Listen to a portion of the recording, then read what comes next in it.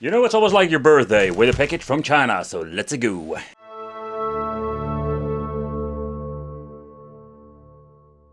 You know what's kind of funny? That this thing actually says 3D Game Stick, and it's the Gamebox Plus, so the naming of these things makes no sense. Okay.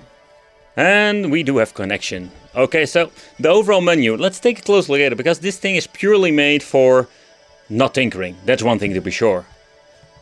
When you're actually looking at everything over here, there is nothing we can change out. The Gamebox Plus is just actually a device that has been used in different kind of form factor. That's also one of the reasons why it's called 3D Game Stick. The menu is pretty damn basic, and at that point there is nothing much you can tweak about it. At the right bottom corner, we're finding overall, like say, the controls of the device. That also includes the search and making a favorite game list. Pressing select and start will give you the option menu. The emulator video as ratio is only one of the things you can change out. That's it. There is nothing much you can just see here. Options more. Here we can change out the language if you want to, but also the control settings. That's interesting because we can still have the option to tweak the menu when it comes to, say, the controls if you want to implement new ones. And of course we can just quit the menu over here or go back into a reboot from Android, but also restart the system and shut it down. The menu itself is very basic. We can just press left and right going to favorites. We're having PlayStation Portable, Dreamcast, Sega Naomi, Nintendo DS, N64, PlayStation, MAME, Capcom Classics. We have all kinds of different systems, and there's a lot of different stuff we can actually play on this.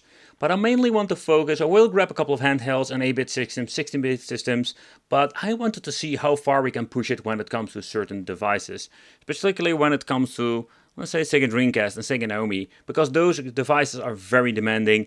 And is it even worth picking a device up like this if it doesn't even run all of the devices? Because they do advertise with a lot of stuff, and most of the time it's going to be a lie. Pressing select to start will bring you in the special menu of the PlayStation Portable emulator, the PPSSPP.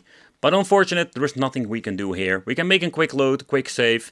By the way, if you want to make a save, it will take up a lot of time to actually make a save. It's quite interesting that they configure it like this. But getting into the gameplay, you will see it stutters and we have a lot of glitches going on. And the reason why they're using an old emulator in combination with old hardware specs.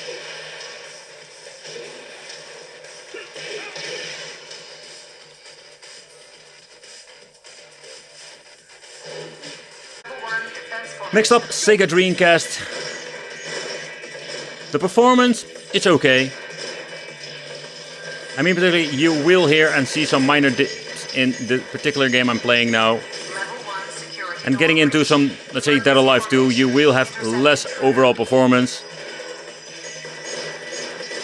But the performance is not bad for this old box itself. And I can just personally really enjoy this game.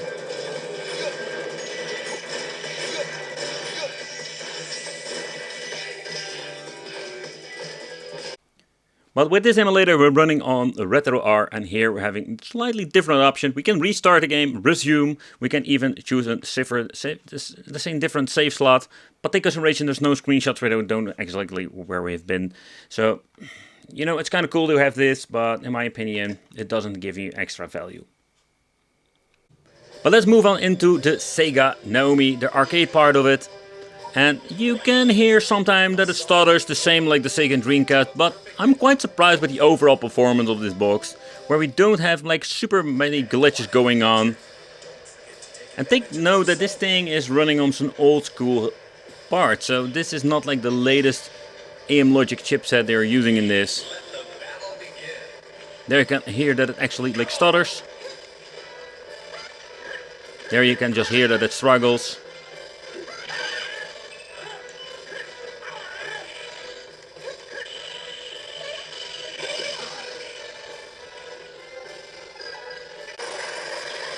Of course, the test of AtomsWave with some Dolphin Blue.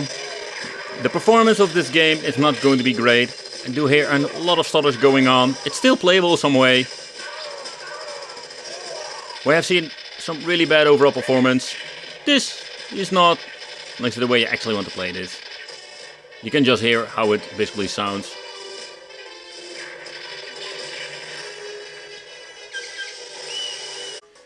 Nintendo DS is one of those systems I personally don't like playing on this, but if you're having a huge screen, maybe you can really enjoy. So pressing the right joystick will activate your digital stylus, where we can just choose our save file. Left joystick will give you one single screen. So with the R2 we can switch between the modes. Having single screen, you can just do it like that. So the overall performance, it's going to be okay on these cheaper devices. I'm just going to be honest, I'm just really hating this, playing it like this.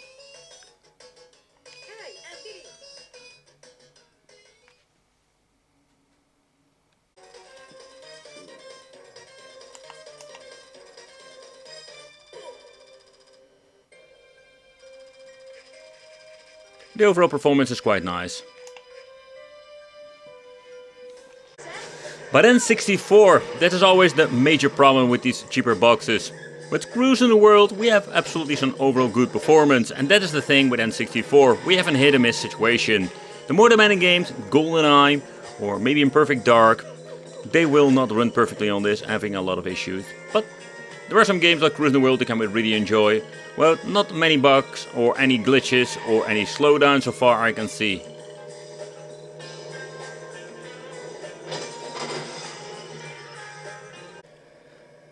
So one of the issues I'm always having with these PlayStation 1 games is that we don't have any background music going on.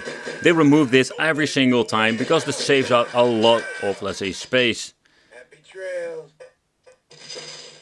But in the end, when you're just going to be enjoying some PlayStation 1, these systems are absolutely great. We have reached the point that we can actually use all of these cool games and have no problem with emulating them. But what I need to take into consideration also is that this is going to be running on native resolution.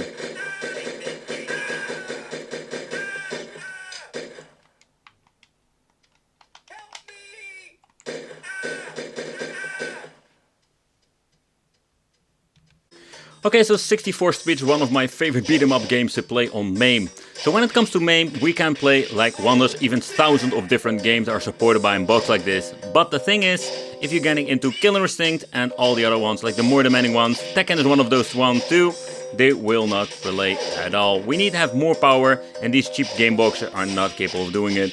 But how freaking cool is it nowadays that we have a freaking game box for not a lot of money that can just actually play a lot of these freaking things out of the box. The box comes with all kinds of connections. The on and off switch over here, then input for the power supply, then even having an AV out, an HDMI out, the RJ45 Ethernet and the SPIF out.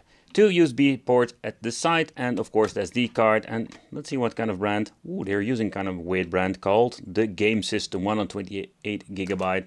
Would not be surprised if these things get corrupted automatically, because that is an overall problem with these things. Another thing, this is kind of interesting. So when you're looking at the picture, it says 2 USB 3.0, but you're actually going to get 2.0. Wow, that's absolutely one of those epic lies. Already removed the rubbery feet because I just want to do a quick teardown and show you what you're finding actually in the inside of these things. By removing the 4 rubbery feet and the 4 Parkers. With the pry tool you can just click it open, fairly easy.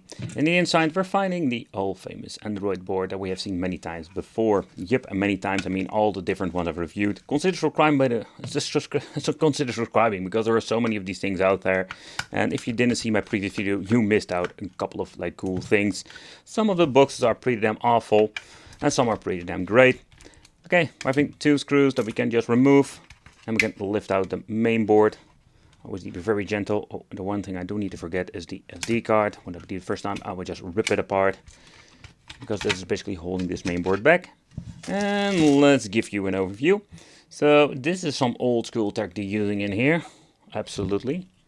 There is no way of removing it. They're being like completely crazy with these hot glue situation. It's even rubberized now. No, I can get myself in prior to and get stuff like messing with it, but wouldn't it be the first time completely ripped out a chip of a mainboard. There is no construction manufacture date on this. There is nothing much to see.